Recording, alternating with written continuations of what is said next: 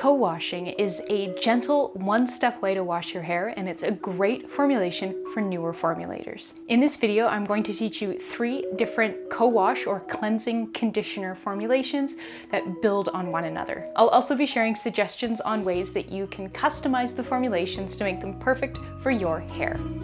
Hey bees, I'm Marie from Humblebee and Me. We're going to be making 100-gram batches of 3 different cleansing conditioner formulations today. That's enough for about 2 washes, so enough for you to get a feel for each formulation before you commit to a larger batch size. The first of the co-washes that we're going to make today is pretty simple with just 6 ingredients, and then the next one adds 2 more ingredients, and then the one after that adds 2 more. The totally free partner blog post includes a lot more information about the ingredients that we're using and cleansing conditioner formulation in general, so I highly recommend giving that a read. It's linked in the description box below. If you are brand new to making hair conditioners, I'd really recommend checking out my super simple creamy hair conditioner 3 ways video and blog post from earlier this year. It contains a lot of foundational information about making hair conditioner that will be really helpful today. We'll begin by weighing out the heated phase ingredients for our very first cleansing conditioner. This formulation is best suited to those that have hair that's easily weighed down by oils. You'll need 4 grams of BTMS50. This is both our emulsifier and our conditioning ingredient. It is absolutely lovely, leaving the hair feeling silky and slippy. You'll notice that my BTMS50 is a powder rather than the pellets that it usually comes in, and that's because it's quite slow to melt, so to give that just a little bit of a bump, speed things along, I've started running my BTMS50 and my BTMS25 through my DIY only coffee grinder to powder it up to make it melt more readily. If you'd like to substitute this for BTMS25, I've provided guidance on how to do that in the partner blog post linked below. 8 grams of apricot kernel oil adds richness to the co-wash and boosts viscosity. Apricot kernel oil is pretty middle of the road when it comes to penetrating versus coating the hair.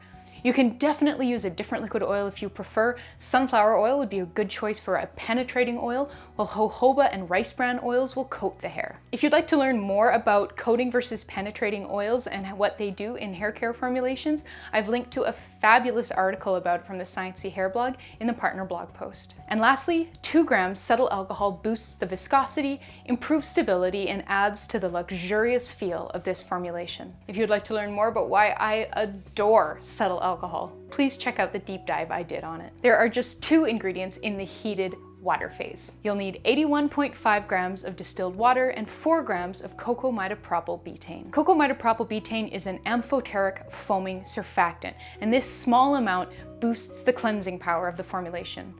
Co-washes don't have to include a foaming surfactant. It really depends on your hair and what it needs. I've discussed this a lot more in the partner blog post, but obviously we are using one in this formulation. Now, including a foaming surfactant in a formulation causes the viscosity to drop a lot. I've had formulations go from like a pumpable lotion consistency to just straight fluid milk with the addition of just 4% Cocamidopropyl Betaine. This surfactant-induced viscosity drop is why all 3 of these formulations include a bit of additional cetyl alcohol. We need that viscosity bump so that the emulsions remain stable. Up next, we'll combine the ingredients for the 2 heated phases in 2 separate beakers or heat-resistant glass measuring cups. Before we move on to heating, weigh the water phase and note that weight so you can replace any water lost to evaporation during heating. Place both your heated phases on the heat and heat on low until the oil phase has melted and both phases are approximately the same temperature. I'm using my lab hot plate to heat the heated phases. I can set it to a low enough temperature that it's roughly the same temperature as a water bath would be, but I find BTMS50 melts much more readily over direct heat than it does in a water bath. You could use a microwave, a 200-degree Fahrenheit or about 95 degrees Celsius oven, or the top of a glass top stove on very low if you're using beakers. Take care and don't burn anything. You can also try a hot water bath if that's your only option, but be prepared to wait a while for that BTMS50 to melt. While we wait for things to get nice and toasty, let's take a moment to talk about how co-washing or cleansing conditioners work. To use, work a generous amount of co-wash into the soaking wet hair, making sure you massage the scalp really well. You'll probably need to go back for a few pumps. I know I definitely have to. From a formulation point of view, co-washes or cleansing conditioners aren't really all that different from kind of like regular conditioner, and frankly, many regular conditioners work beautifully as a cleansing conditioner. The surfactants and emulsifiers in a conditioner that emulsify it and enable you to rinse it out of your hair nicely also allow the conditioner to take some of the sebum from your scalp and your hair along with it, gently cleansing the hair. Some co-washes have extra foaming surfactants added, as we're doing today, but they don't have to. This will not lather up, which is a big difference between a cleansing conditioner and products marketed as 2-in-1 shampoos and conditioners. Those products are basically shampoo with a small amount of conditioning ingredients added in. Well, this is basically conditioner with an optional small amount of extra rinse out ingredient. My hair right now is just air dried and brushed from the wash that you just saw me do, so yeah, I think it works pretty nicely. Well, let's get back to the studio. Once both phases have heated through, remove the water phase from the heat, pop it back on your scale, and use a bit of preheated distilled water to top the weight back up to the number we wrote down earlier. Pour the heated water phase into the heated oil phase and stir to combine. Grab your immersion blender and blend for about a minute before switching back to hand stirring. Once the emulsion has gained some viscosity, you can reduce the frequency of your stirring and weigh out the cool down phase, which is just half a gram of liquid Germall Plus for this first formulation. This is our preservative. Incorporate the cool down phase by adding a dollop of the now cool emulsion to the dish containing the preservative, stir to combine, and then transfer that back to the parent batch and stir, stir, stir until uniform. And that's it for conditioner number 1. I recommend packaging this in some sort of a squeeze tube or bottle. Conditioner number 2 is a wee bit richer than conditioner number 1, and I've added some ingredients for shine, bounce, and a fabulous scent. This formulation is a great choice if your hair needs a bit of extra richness and moisture. I particularly like it if I'm working out for a few days in a row and I need to wash my hair every one of those days, but I don't want to do a full shampoo. This mild cleansing is gentle enough for my hair for daily use. Now, the making process for these 3 conditioners is identical, so I'm going to kind of whiz through that part for conditioners 2 and 3. The heated oil phase for our second conditioner is mostly the same as it was for the first. You'll need 4 grams of BTMS 50. But if you wanted this conditioner, or any of them, to be more conditioning, you can use more, decreasing the water to make more room. You'll need 10 grams of apricot kernel oil, which is a bump of 2%, making this formulation a bit richer than the first one, and then 2 grams of cetyl alcohol. If you wanted this formulation to be thicker, you could increase the cetyl alcohol to 3 or 4 grams, reducing the water to make room for it. The heated water phase includes 1 new ingredient. You'll need 78.5 grams of distilled water, and you'll notice that this has decreased a bit to make room for the extra ingredients.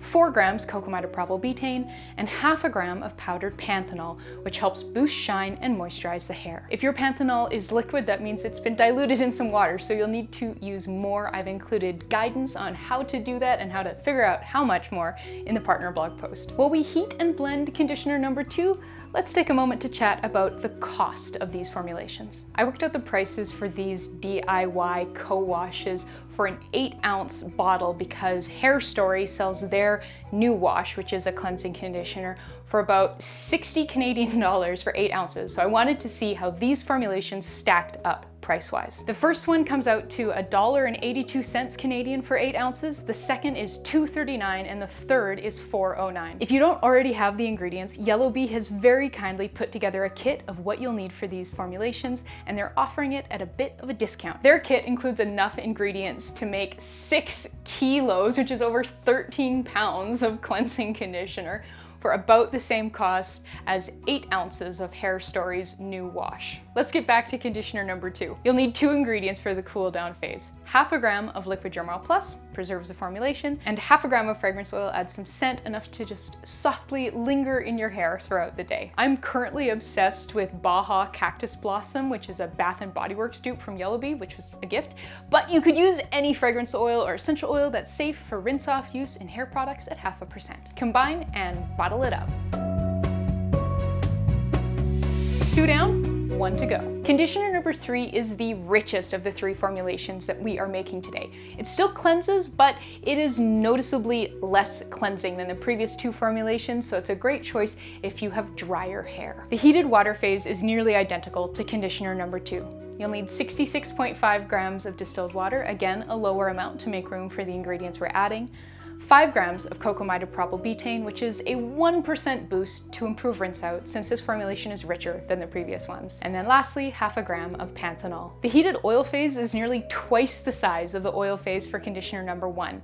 It's 25% versus 14% for number 1. You'll need 6 grams of BTMS 50, which is a 2% boost from the previous formulations for additional conditioning and additional emulsifying power since the oil phase is larger. You'll need 10 grams of apricot kernel oil, and as before, you can use a different oil or a blend of oils. 7 grams of shea butter is a rich, luxurious addition. You could back off the richness of the formulation a wee bit by using a liquid oil instead of shea butter, and you could also try a different butter, like mango butter or muro butter. And then lastly, 2 grams of cetyl alcohol. We'll get everything heating and blending together while we have a bit of a chat about packaging.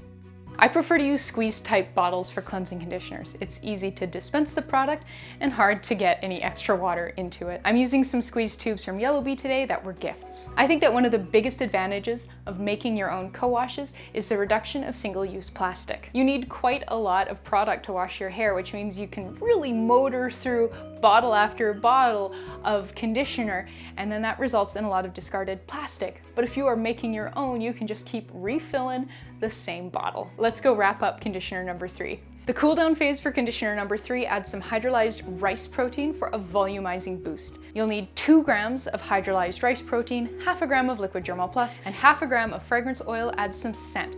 You can use a different hydrolyzed protein for different hair care benefits if you like, or you could use a different hair-loving ingredient like bamboo bioferment or Formulator Sample Shop's hair and scalp complex. And there you go. We just made 3 different cleansing conditioners or co-washes.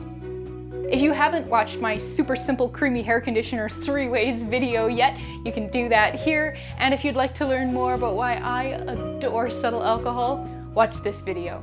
Thank you so much for watching. Please subscribe and I will see you next time. Bye.